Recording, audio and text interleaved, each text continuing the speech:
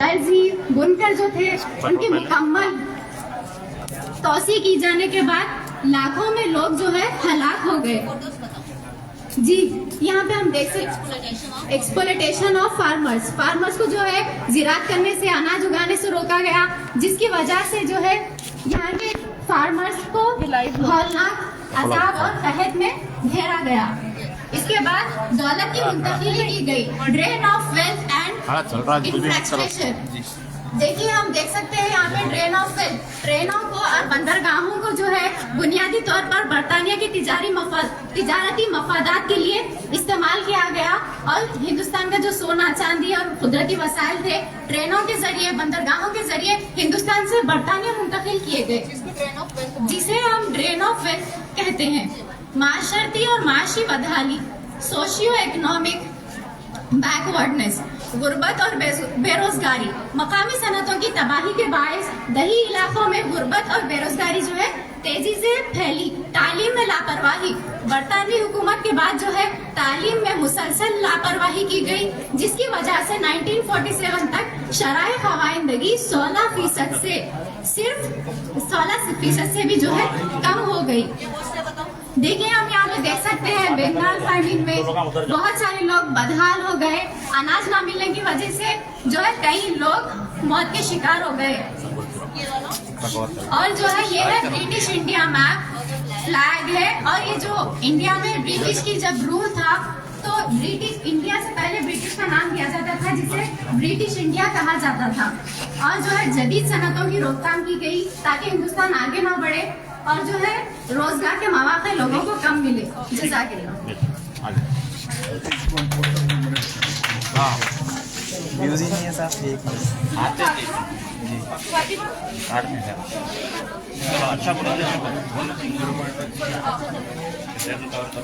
Good afternoon everyone, myself Tania Fatima from BA First Year. So today we have seen before independence what happened in our nation, and now we'll see after independence what happened, what changes took place when the first Prime Minister Jawaharlal Nehru became, so what changes he done and what he done. Firstly, the first contract, first 5-year plan for the development of India has taken place.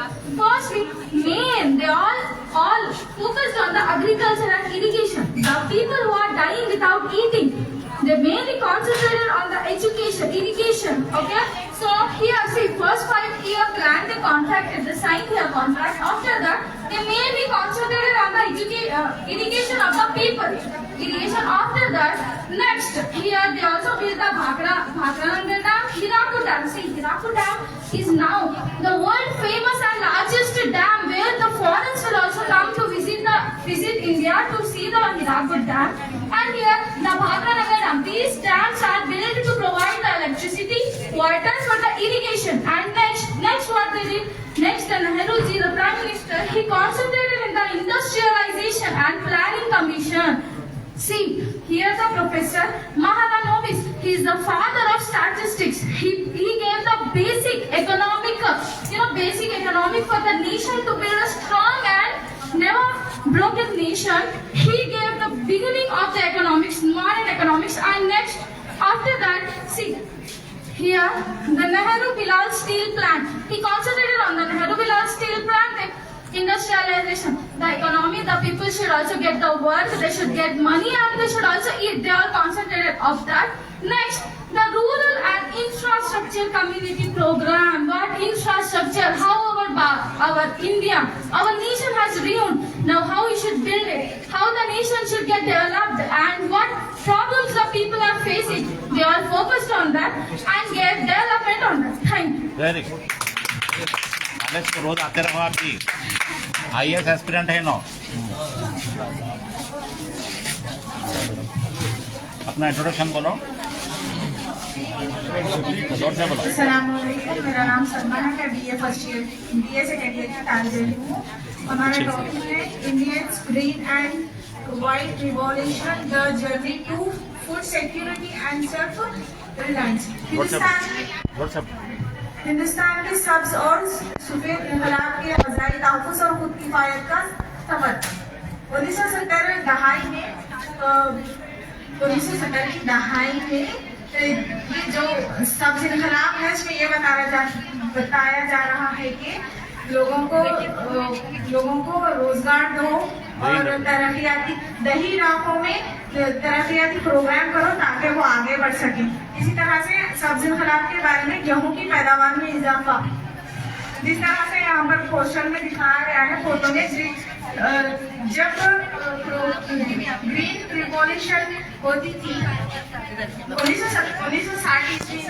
बोलो आप बोलो। देखो यहाँ पे भी बताया गया है कि आजादी के बाद कुछ 5 इयर्स के प्लान्स किए गए। इसके बाद हमारा हिंदुस्तान 1970 की दहाई में 2 बेहतरीन और बड़े इनकलाब किया है। एक है हमारा सब्ज इनकलाब जिसे ग्रीन रिवॉल्यूशन कहते हैं, और दूसरा है सफेद इनकलाब। ये क्यों किया गया है? ताकि देहातों में तरक्याती चीजें अमल में आए, तरक्याती प्रोग्राम को रौनुमा करे और साथ ही साथ फूड सिक्योरिटी रजाई तहफ़्फ़ुज़ किया जा सके। ये करने का मकसद उसके पीछे यही था कि हमारे हिंदुस्तान को खुद मुख्तार बना सके, किसी और के ऊपर डिपेंड नहीं करना है, क्योंकि ब्रिटिश हुकूमत के बाद हमारा हिंदुस्तान पूरी तरह से बैरूनी ममालिक के ऊपर डिपेंड था फूड को लेके, ग़िज़ा को लेके। तो यहाँ पे सबसे पहले ये किया गया है कि ग्रीन रिवॉल्यूशन लाया गया है। इसमें रिकॉर्ड देखा गया है कि गेहूं की पैदावार में ज्यादा से ज्यादा इजाफा हुआ है। इसमें पहली जो इम्पोर्टेंट चीज है बेहतरीन बीजों का इस्तेमाल, वो है यहाँ पे ये चीज हाई यील्ड सीड्स, यानी कि ये बीजों के जरिए से, ये बीजें बोने से सूरज की शुआओं से जल्द पैदावार होती है, कम वक्त में ज्यादा प्रोडक्शन हमें मिलता है। इसके पीछे का मकसद यही था कि ज्यादा से ज्यादा प्रोडक्शन हमारे मुल्क में किया जा सके ताकि हमारा मुल्क फूड को लेके दूसरे ममालिक के ऊपर डिपेंड ना हो। दूसरी चीज यहाँ पे सफेद इनकलाब में है यहाँ पे अमूल डेयरी मॉडल। ये आप देख सकते हैं यहाँ पे हिंदुस्तान का अमूल डेयरी मॉडल है, जिसमें जो देहातों में जो खवातीन होती थी उनको माशी तौर पे मजबूत बनाना है और साथ ही साथ देहाती तरक्की करना है,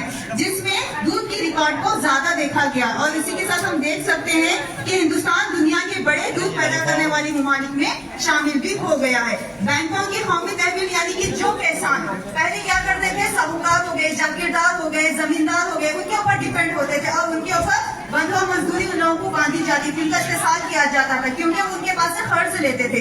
तो उस कर्ज को कम करने के लिए, उन चुंगल से बचाने के लिए हुकूमत क्या करी है, एक नेशनलाइजेशन यानी कि bank nationalisation credit bank open के लिए। यहाँ पे हम देख सकते हैं इस न्यूज़पेपर में कि बैंक को क्या किया गया है, नेशनलाइज किया गया है, ताकि जो हमारे किसान है उनको कम शरई सूद पे कर्ज फराहम किया जा सके, ये चीजें। और खुद यहाँ पे खुद किफायत का उसूल क्या करना है, खुद मुख्तार बनाना है।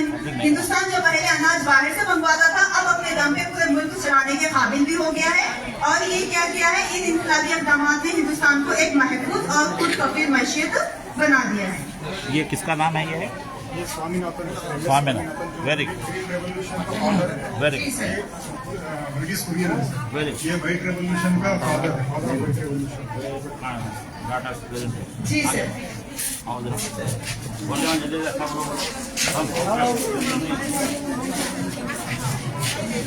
इंट्रोडक्शन बोला आपने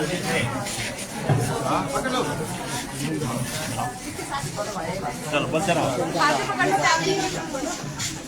मेरा नाम सीमा बेगम है। मेरा आज का टॉपिक है running for LPG income globalisation. LPG का मतलब गैस नहीं है, लिबरलाइजेशन, प्राइवेटाइजेशन और ग्लोबलाइजेशन है।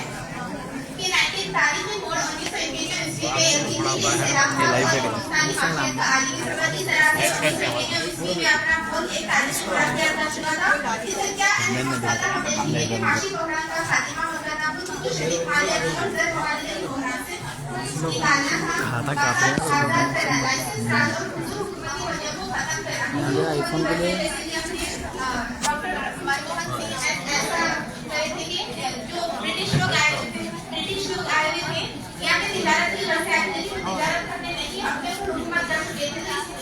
इसलिए अपने डॉक्टर मनमोहन सिंह बोले कि अगर ये लोग फिर से अपने हुकूमत करते हैं, फिर से गुलामी की जिंदगी गुजारते होती है, तो हुकूमत की अपनी जो भी सिराज बाहर से अपना नियम बनाने ना सके बल्कि हुकूमत ने और इस बारे में बोलो। Doctor Manmohan Singh prime minister 2022 से 2004 और finance minister. Doctor Manmohan Singh 1991 ईस्वी में माइक बंद मत करो, बंद है वहाँ पर। पीवी माइक पकड़ने के मत करो, हाथ रखो।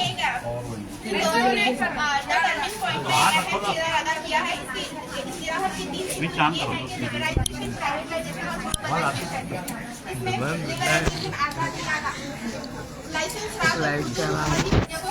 कारोबार को आजाद किया गया। खानगी है ना प्राइवेट लाइफ के शोबे और प्राइवेट सेक्टर को आगे आने और सरमायादारी करने का मौका मिला। आलमी याना ग्लोबलाइजेशन हिंदुस्तानी मार्केट के दरवाजे आलमी तिजारत और दुनिया के लिए खोल दिए गए। तिजारत और सरमायाकारी, गैर मुल्की सरमायाकारी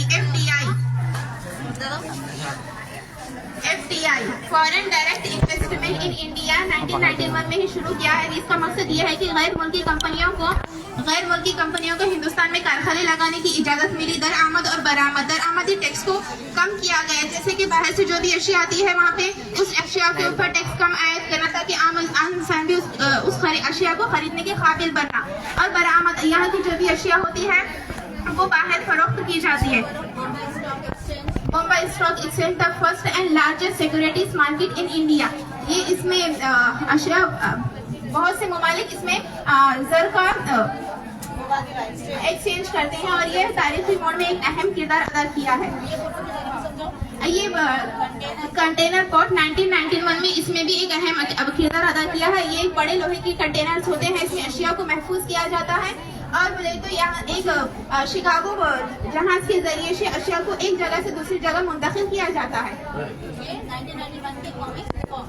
लिबरलाइजेशन, प्राइवेटाइजेशन और ग्लोबलाइजेशन, LPG रिफॉर्म। तमाम स्टूडेंट को इतना समझाते चलूं मैं आगे, ये हमारा मेन तारीखी मोड़ है, यानी कि यहाँ से हुआ है हमारे हिंदुस्तान में तरक्की की ग्रिप आई है। ये रिफॉर्म्स किए गए थे डॉक्टर मनमोहन सिंह के जरिए से। ये फाइनेंस मिनिस्टर भी थे और प्राइम मिनिस्टर भी थे उस टाइम के। तो इतना समझिए कि हमारा मुल्क पूरी तरह से आजाद हो चुका था तमाम पाबंदियों से। प्राइवेट सेक्टर्स भी हमारे पास आके इन्वेस्टमेंट कर सकते थे और हिंदुस्तान को महदूद नहीं रखा गया। क्लोज इकोनॉमिक्स से ओपन इकोनॉमिक्स की गई ताकि हमारी चीजें बाहर भी एक्सपोर्ट हो सके और बाहर की चीजें हमारे पास इंपोर्ट भी हो सके। यहीं से हम लोग की तरक्की की चीजें स्टार्ट होती है।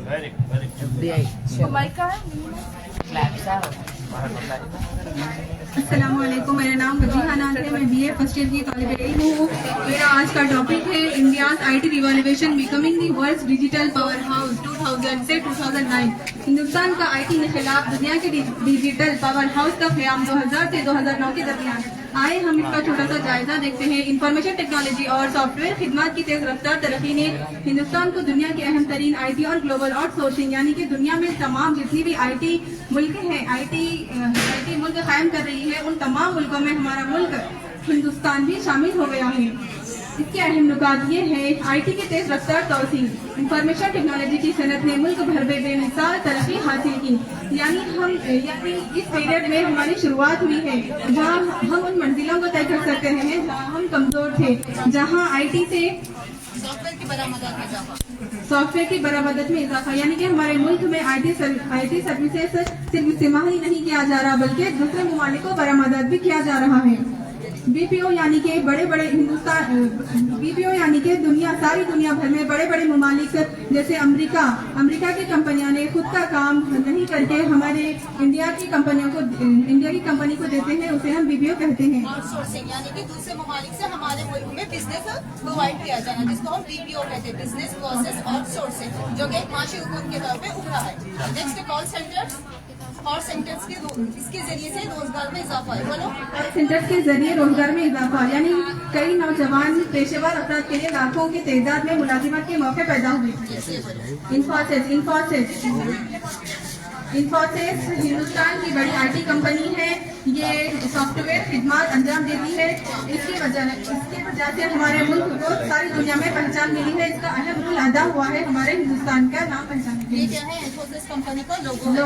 और ये कौन है? नारायण मूर्ति को फाउंडर बाय इन्फोसिस कंपनी 1981। ये है विप्रो कंपनी। ये बोलो। अस्सलामुअलैकुम, मेरा नाम फरीद सुल्ताना है, मैं BA सेकेंड ईयर की तालिब इल्म हूँ। विप्रो की आलमी कामयाबी। विप्रो ने एक मारूफ आलमी IT सर्विस और कंसल्टिंग कंपनी के तौर पर खुद को कायम किया। तो विप्रो IT कंपनी की chairman Azim Azim Premji, founder and chairman of Wipro limited. क्या है अजीम प्रेमजी? हाँ, इंटरनेट विप्रो आईटी कंपनी है, हिंदुस्तान में बहुत कामयाब कंपनी है जिसने अच्छी खिदमत जैसे जदीद टेक्नोलॉजी और इंटरनेट, हुनरमंद अफराद और मेहनत, इसलिए उन्होंने बहुत विप्रो आईटी कंपनी बहुत मशहूर कंपनी है। ये देखिए यहाँ पे विप्रो कंपनी का कैंपस है ये, ठीक है जी मैम। हाँ, इसके बाद ये बताइए ये क्या है? Tata TCS IT service and counselling, ये दुनिया की बहुत बड़ी कंपनी है जिसे उन्होंने जैसे AI आर्टिफिशियल इंटेलिजेंस कंपनी जैसे खिदमत अंजाम दे रहे हैं। ये यहाँ पे हमारा TCS यानी कि टाटा कंसल्टेंसी सर्विस है। ये कंपनी एक इंडिया की बहुत बड़ी कंपनी है। इसके जरिए से जो छोटे छोटे कंपनी से वो लोग को सॉफ्टवेयर की प्रोवाइड इंफॉर्मेशन, किस तरह से सॉफ्टवेयर को बनाना है, कौन से चिप्स इसमें इंक्लूड करनी है, ये तमाम चीजों गाइड कौन करते हैं? ये टाटा कंपनी के जरिए से गाइड किया जाता है। मैन पावर भी देते हैं। जी, मैन पावर भी देते हैं सर। इसके अलावा यहाँ पे हम देख सकते हैं IT प्रोफेशनल, यहाँ पे एक पर्सन है जो कि एसोसिएट है कंप्यूटर से और वो अपना IT प्रोफेशनल बताता है, ठीक है। इसके बाद यहाँ पे हम देख सकते हैं कि टेक्नोलॉजी के शोबे में बड़े पैमाने पर रोजगार मिलने से घरेलू आमदनी की GDP में इजाफा हुआ और साथ ही साथ जो कम तबके थे उनको भी वसअत मिली है। हम देख रहे हैं जैसे कि वहाँ पे 1991 का रिफॉर्म्स कंप्लीट हुआ। इसके बाद हमारा हिंदुस्तान किसकी पकड़ में आ गया है? IT यानी कि इंफॉर्मेशन टेक्नोलॉजी की मंजिलें भी तय कर रहा है। ये चीज बताना है। Very good.